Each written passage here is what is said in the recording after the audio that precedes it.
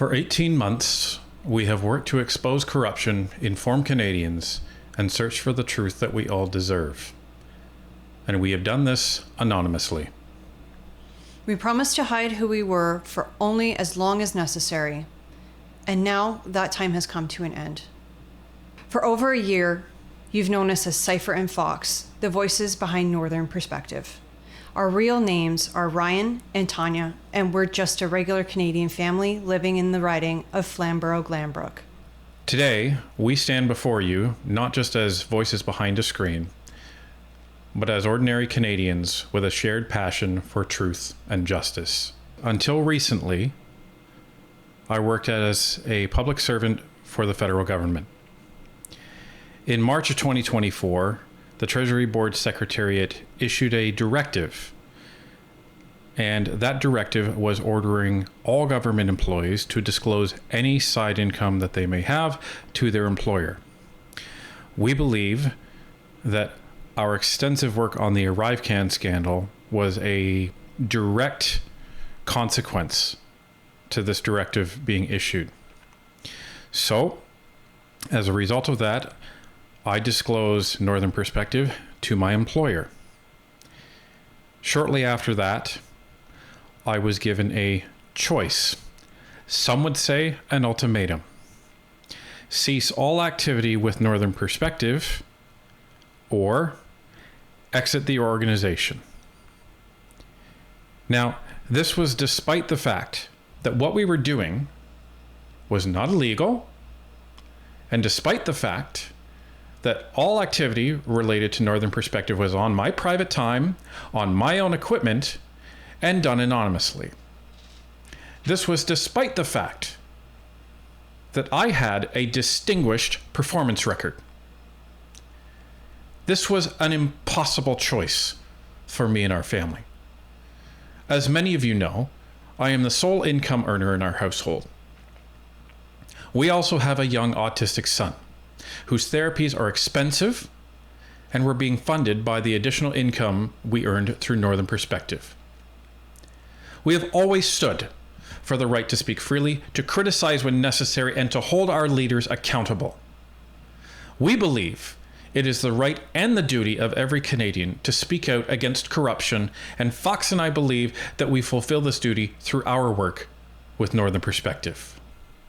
So on one hand, I have my job with the government that is paying for our bills, paying for our mortgage, paying for all of the other things that Canadians have to pay for, except twice as much under Trudeau. And then we have all of the expenses related to my son's therapy that Northern Perspective pays for. So really, what was the choice? It was cease Northern Perspective, which, yes, it helps contribute to the therapy funding for my son, but it also helps to expose the corruption of this Liberal NDP government. It serves to educate Canadians on Parliament. It serves to call out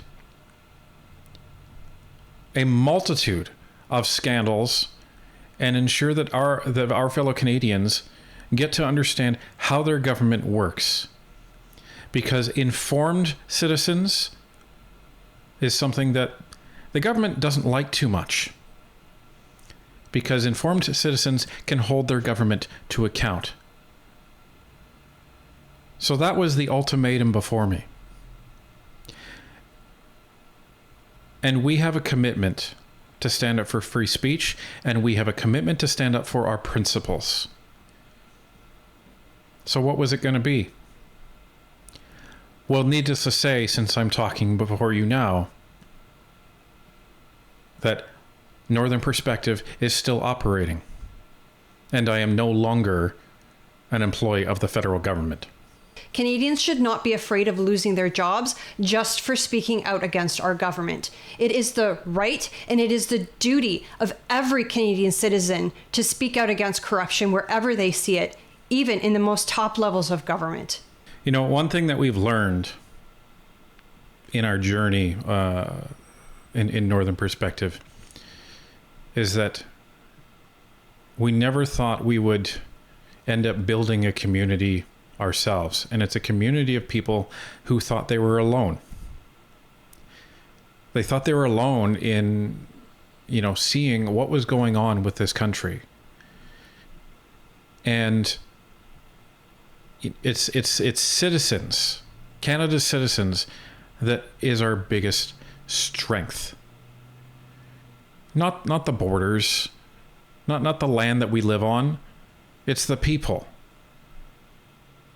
And there are millions of people across this country that believe in free speech, that believe in freedom from government.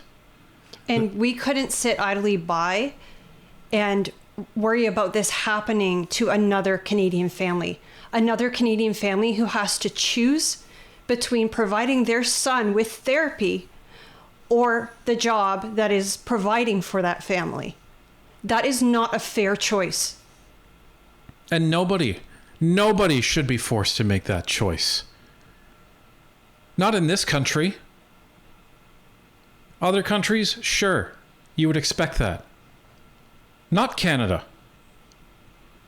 That's not the Canada that we were born in. And that's not the Canada that I'm going to choose to live in, and I'm going to make that a better place. And it's not the Canada we want to raise our son in. Now, we don't believe in running away. We don't believe in being silenced, and we won't be.